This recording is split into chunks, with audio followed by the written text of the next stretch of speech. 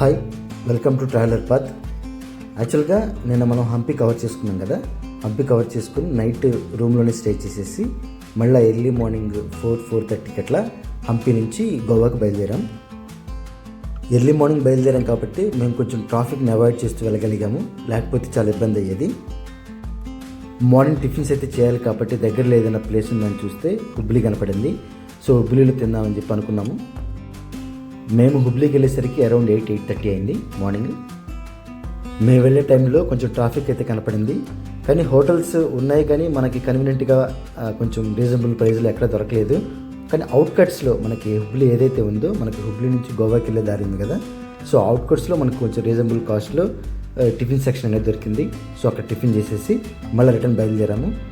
Tiffins కూడా కొంచెం reasonable కాస్ట్లోనే ఉన్నాయి. మనకి పూరీ కానీ లేకపోతే ఇడ్లీ కానీ అరౌండ్ 60 రూపీస్ 70 రూపీస్ అలా ఉంది. సో ఒక రకంగా అది ఎక్కువే, కానీ ఆ టైంలో మేమున్న ప్లేస్లో సో అది కొంచెం బెటర్గా అనిపించింది ప్రైస్. హంపి నుంచి హుబ్లీకి వచ్చే దారిలో, మళ్ళీ హుబ్లీ నుంచి గోవాకి వెళ్ళే దారిలో కొంచెం రోడ్డు వర్క్ అయితే జరుగుతుంది. సో దానివల్ల కొంచెం స్లో అయిపోయాము. దానికి తోడు కొంచెం మార్నింగ్ కాబట్టి స్కూల్కి వెళ్ళే వాళ్ళు లేకపోతే ఆఫీసులకి వెళ్ళే వాళ్ళు కొంచెం ఉంటారు కాబట్టి దానివల్ల కొంచెం మనకి టైం అనేది పెరిగింది. యాక్చువల్గా ఇక్కడ ఒక విషయం ఏంటంటే, మేము గోవాకి వెళ్ళే దారిలో అంటే హంపీకి వెళ్ళేటప్పుడు కూడా చాలా కిలోమీటర్లు మనకి ఘాట్ రోడ్ తగిలింది. సో ఇలాగే హంపి నుంచి గోవాకి వెళ్ళే దారిలో కూడా ఆల్మోస్ట్ 120 కిలోమీటర్స్ ఘాట్ రోడ్ తగిలిద్దని చెప్పి మ్యాప్ చూపిస్తుంది.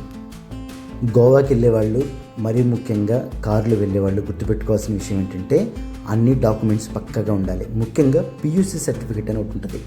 అది కనుక లేకపోతే మ్యాక్సిమం మనం బోర్డర్లో ఆపేస్తున్నారు. ఇలా టోల్ గేట్ లాగా ఉంటుంది. నేను ఫస్ట్ టోల్ ఏమనుకున్నాను, కాదు, యాక్చువల్గా car diesel vehicle petrol vehicle అని చెక్ చేసి, ఒకవేళ డీజిల్ వెహికల్ అయితే అది కనుక PUC సర్టిఫికేట్ కనుక తీసుకోకపోతే నాన్ అప్రూవ్డ్ అని చూపిస్తుంది. ఒకవేళ నాన్ అప్రూవ్డ్ అని ఉంటే పక్కకి తీసేసి ఆపేస్తున్నారనమాట. డాక్యుమెంట్ ఏదైతే ఉందో, ఆ సర్టిఫికేట్ ఏదైతే ఉందో అది కంపల్సరీగా చూపిస్తేనే వాళ్ళు అలౌ చేస్తున్నారు. ఈ సర్టిఫికేట్ అనేది మనకి M-పరివాహన్ అనే యాప్లో రిజిస్టర్ చేసుకొని ఆ సర్టిఫికేట్ అనేది తీసుకోవచ్చు అని చెప్తున్నారు. ఒకవేళ ఆ సర్టిఫికేట్ లేకపోతే ఫైన్స్ కూడా ఎక్కువగానే పడుతున్నాయి. సో అందుకని ప్రతి ఒక్కళ్ళు అది కరెక్ట్గా అన్ని డాక్యుమెంట్స్ పక్కాగా ఉన్నాయా లేదా అని చూసుకొని మాత్రం వెళ్ళండి. ఇంకోటి ఏంటంటే, మనం కార్కి ఇలా లగేజ్ క్యారియర్ పెట్టుకుంటాం కదా పైన, సో వాటికి కూడా గోవా గవర్నమెంట్ మ్యాక్సిమం చాలా ఎక్కువ ఫైన్లు అయితే వేస్తుంది. సో కర్ణాటకలో కూడా వేశారు, కానీ సో అంత ఎక్కువగా పట్టించుకోలేదు. గోవాలో అయితే మాకు ఎంట్రీకి 10,000, ఎగ్జిట్కి 10,000 పడింది. మేము చూసుకోలేదు యాక్చువల్గా. అది ఇంత ఫైన్లు పడతాయని చెప్పి మేమైతే ఎక్స్పెక్ట్ చేయలేదు. నిజంగా అన్ని ఫైన్లు పడేటట్టు అయితే అదే కాస్ట్కి మేము ఫ్లైట్లో దర్జాగా ప్రశాంతంగా వెళ్ళొచ్చేవాళ్ళం. మేము ఇప్పుడు గోవాకి అయితే ఎంటర్ అయ్యాము. ఈ గోవా ఏంటంటే ఆల్మోస్ట్ మనకి 120 కిలోమీటర్స్ ఘాట్ రూట్ అయితే చూపిస్తుంది. అంటే 4 గంటలు, ఆల్మోస్ట్ 4 గంటల నుంచి 5 గంటలు మనకి ఘాట్ రోడ్లోనే జర్నీ చూపిస్తుంది. సో మ్యాక్సిమం వెళ్ళే వాళ్ళందరూ కొంచెం జాగ్రత్తగానే వెళ్ళాలి ఘాట్ రోడ్ కాబట్టి. సో ఎంతకీ వస్తుంది అనుకున్నా కూడా అసలు రావట్లేదు. చాలా టైం పట్టింది. ఇక్కడే మాకు టైం అంతా అక్కడే తినేసింది. మేము హుబ్లీ నుంచి ఇటు అవుట్కట్స్కి వచ్చేసరికి మేము కర్ణాటక బార్డర్కి వచ్చేసాము. అక్కడి నుంచి మ్యాక్సిమం చాలా ఇబ్బంది అయితే ఎదుర్కొన్నాము. ఇంకా గోవాలోకి ఎంటర్ అయ్యాం కదా, మన రూమ్కి వెళ్ళిపోవచ్చులే తొందరగా అని చెప్పి అనుకున్నాం. కానీ ఆల్మోస్ట్ 4-5 గంటలు అయిన తర్వాత కూడా మేము ఉండే ప్లేస్ రావట్లా. ఇంకోటి, మేము ఏదైతే రూమ్ సెలెక్ట్ చేసుకున్నామో అది కానాకోనా అని ఒక ఏరియా ఉంది. సో కానాకోనా నుంచి కనీసం ఒక 4-5 కిలోమీటర్లు ఉండే పోయిన్గినం అనే ఒక ఫారెస్ట్ ఏరియా అనమాట. సో ఆ ఏరియాలో ఒక రూమ్ అయితే సెలెక్ట్ చేసుకున్నాం, కొంచెం తక్కువ పడిందని. సో మేము అక్కడికి వెళ్ళేసరికి ఆల్మోస్ట్ చాలా టైం అయింది.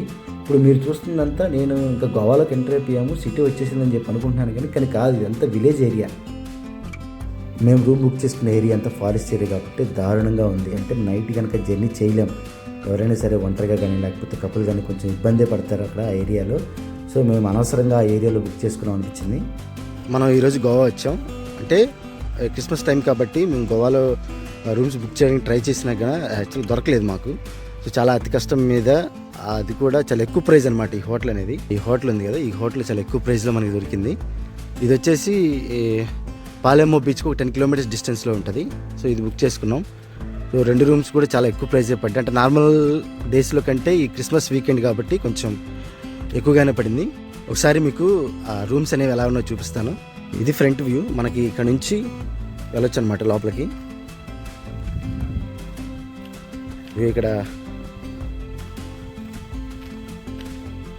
ఇక్కడ మన ఏదర్కి ఛార్జింగ్ పెట్టుకోవడానికి కూడా ఇచ్చాడు. సో మనకి ఇది గేట్. అసలు మొత్తం నిర్మానుష్యంగా ఉంది, కానీ కాకపోతే మనం బుక్ చేసుకున్న దగ్గర ఏంటంటే కొంచెం ఇట్లాగే ఉంటుంది. అది కూడా ఈ లొకేషన్కి గోవా బీచ్కి మనం ఏదైతే అనుకున్నామో ఆ బీచ్కి 10 కిలోమీటర్ల డిస్టెన్స్లో ఉన్నది బుక్ చేసాం కాబట్టి మనకి ఆ ప్రైజ్లోనే వచ్చి, లేదంటే ఒక్కొక్క రూమ్ కాస్ట్ 15,000 20,000 ఉంది. అది కూడా మనకి దొరకలా. సో ఇది కొంచెం అతి కష్టం మీద దొరికిందనమాట. ఇది లోపల వ్యూ అనేది ఇట్లా ఉంది. యాక్చువల్గా నేను ఇందాక చెప్పినట్టుగా 10 కిలోమీటర్ల డిస్టెన్స్లో ఉందని చెప్పాను కదా, కాదు, అది ఒక బీచ్ మాత్రమే 10 కిలోమీటర్ల డిస్టెన్స్లో ఉంది. మిగతా అవన్నీ అంటే మనకు దగ్గరలో ఉన్న బీచ్లు ఏంటంటే గాల్గిబాగ్ బీచ్, పాలెమో బీచ్ అనేవి ఈ రెండు కొంచెం దగ్గరగానే ఉన్నాయి. కానీ కొంచెం వాటర్ యాక్టివిటీస్ చేయడానికి అవసరమయ్యే బీచ్లన్నీ కొంచెం దూరంగానే ఉన్నాయి. ఆల్మోస్ట్ 30 to 40 కిలోమీటర్స్ లేదా 50 కిలోమీటర్స్ డిస్టెన్స్లో ఉన్నాయి. ఎప్పుడైనా సరే గోవాకి రావాలనుకుంటే మాత్రం వీకెండ్స్లో కానీ లేకపోతే ఫెస్టివల్ టైమ్స్లో కానీ రావద్దు, చాలా ఇబ్బందులు ఎదుర్కొంటారు. ఫస్ట్ మేము తీసుకున్న రూమ్కి పక్కనే గాల్గిబాగ్ బీచ్ అనేది ఉంది. సో అక్కడికైతే వెళ్దాం అనుకుంటున్నాం. వెళ్ళే ముందు లంచ్ చేద్దాం అని చెప్పి ఒక చోట ఆగాము. ఇక్కడ ఫిష్ థాలీ అనేది ఆర్డర్ చేసాము. చాలా దారుణంగా ఉంది. ఆ ఫిష్ థాలీ వచ్చేసి ఒక్కొక్కటి 400 రూపాయలు ఛార్జ్ చేశారు. మళ్ళీ ఏం లేదు, ఒక కప్పు రైస్, ఒక చిన్న ఫిష్ పీస్, సాంబారు, బంగాళదుంప కర్రీ, ప్లస్ ఇంకేదో ఒక రోజ్ వాటర్ టైప్లో అంటే ఆ కలర్లో ఒక లిక్విడ్ ఏదో ఇచ్చారు తాగమని. సో అలా ఉన్నాయి. మొత్తానికి దారుణంగా అయితే ఉంది పరిస్థితి. లంచ్ చేశాక గాల్గిబాగ్ బీచ్లోకి ఎంటర్ అయ్యాము. సో బీచ్ ఎంట్రన్స్ అయితే మనకి ఇట్లా ఉంది. చిన్న సందులో నుంచి వస్తున్నాం. సో సందులో నుంచి ఇట్లా బయటికి మనకి ఒక వే అయితే ఉంది. సో అక్కడ నుంచి మనకి వ్యూ అయితే ఇట్లా ఉంది. ఫస్ట్ మేము రాగానే రెడ్ ఫ్లాగ్స్ అయితే కనపడ్డాయి. అంటే మేబీ లోపల స్విమ్ చేయకూడదు అని చెప్పి అనుకున్నాం. కానీ అక్కడ ఒక అతను అడిగితే లేదు, ఇబ్బంది ఏం లేదు, కొంచెం అలలొచ్చే చోట కాకుండా కొంచెం అటు పక్క వెళ్ళి చేయండి అని చెప్పారు. సో అటు పక్క అయితే వెళ్ళి మ్యాక్సిమం కొంచెం ఎంజాయ్ అయితే చేసాము. మనకి గోవా బీచ్ల్లో ఉండే ఒక స్పెషాలిటీ ఏంటంటే మ్యాక్సిమం మనకి నడుము లోతు వరకు లేకపోతే కొంచెం నడుము కొంచెం పై వరకు మాత్రమే నీళ్ళు వస్తూ ఉంటాయి. సో చిన్నపిల్లలు కూడా ఈజీగా స్విమ్ చేయొచ్చు అన్నమాట. సో ఇంకోటి ఏంటంటే క్లియర్గా ఆ వాటర్ అయితే ఉంటాయి. సో మనకి ఇసుక అనేది ఉండటం, యాక్చువల్గా మనకి ఇక్కడ ఉండే బే ఆఫ్ బెంగాల్ దగ్గర ఉండే ఆ బీచెస్ అయితే కొంచెం లోతులో ఉంటాయి, ప్లస్ ఇసుక ఎక్కువగా ఉంటుంది. లోతులో ఉంటే ఏంటంటే మనకి ఎక్కువ దూరం వెళ్ళలేము, అదే ఒడ్డునే ఉండగలం. ఒడ్డున ఉంటే ఏంటంటే ఇసుక ఎక్కువగా ఉంటుంది. ఇక్కడ ఏంటి, ఇసుక ఒడ్డున ఉన్నా సరే మనం కొంచెం లోపలికి వెళ్తే మంచిగా ఎక్కువగా ఉంటే ఈజీగా స్విమ్ చేయడానికి బాగుంటుంది. సో అలా కొంచెంసేపు గడిపిన తర్వాత మనకి సన్సెట్ అయితే అవుతుంది. ఆల్మోస్ట్ 6 తర్వాత సన్సెట్ అయితే అవుతుంది. సన్సెట్ వ్యూ కూడా చాలా బాగుంది. యాక్చువల్గా సన్సెట్ వ్యూ పాయింట్ అనేది మనకి కోల్వా బీచ్లో ఉండిద్దని చెప్తున్నారు. మేబీ కోల్వా బీచ్ అనేది నాకు కరెక్ట్గా తెలియదు.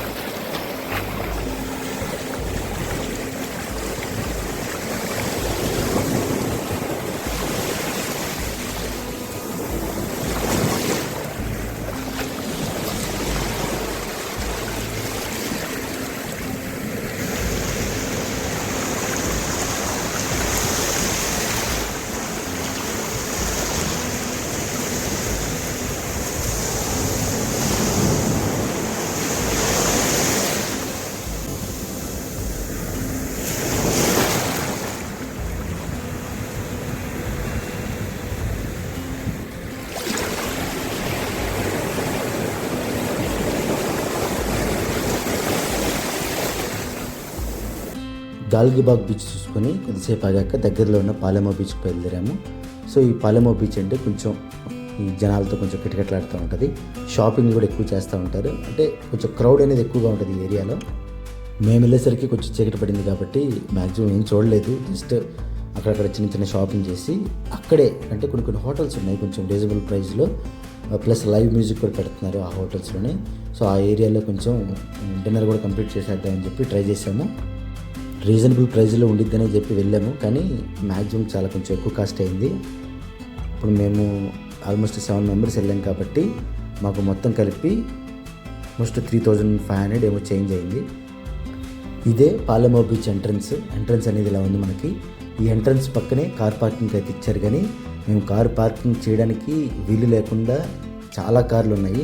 ఆల్మోస్ట్ మా వెనకాలే కూడా చూడండి ఎన్ని కార్లు ఉన్నాయో. సో దానివల్లనే మేము కార్ పార్కింగ్ కూడా చేయలేకపోయాము.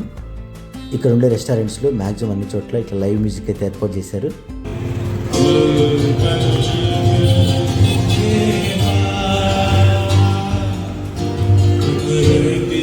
మేము డిన్నర్ చేసి రూమ్కి బయలుదేరేసరికి ఆల్మోస్ట్ 11:30 అయింది. మాకు ఇక్కడ ప్రాబ్లం ఏంటంటే మేమున్న రూమ్ నుంచి బీచ్లు చాలా డిస్టెన్స్లో ఉన్నాయి. మేము చేసిన మిస్టేక్ అదే. సో అందుకని ఎవరైనా సరే అలా బుక్ చేసుకోకుండా ఏదైతే మీరు బీచ్ అనుకుంటున్నారో దానికి దగ్గరలో బుక్ చేసుకోవడానికి ట్రై చేయండి. సో మా డిన్నర్ అనేది కంప్లీట్ చేసుకుని మేము వెంటనే రూమ్కి వెళ్ళిపోయాము. ఇప్పుడు మేమున్న పాలెమో బీచ్ దగ్గర నుంచి 10-15 కిలోమీటర్లు అయినా సరే 1 అవర్ టైం చూపిస్తుంది. ఎందుకు అంటే ఘాట్ రోడ్ మొత్తం అదంతా ఫారెస్ట్ ఏరియా, ఘాట్ రోడ్, దానివల్ల మనకు అంత టైం ఎక్కువ చూపిస్తుంది. ఓకేనండి, ఈ వీడియోని ఇక్కడితో అయితే క్లోజ్ చేస్తున్నాను. మళ్ళీ తిరిగి రేపు ఏ బీచ్కి వెళ్ళామో అని చెప్పి అప్లోడ్ చేస్తాను.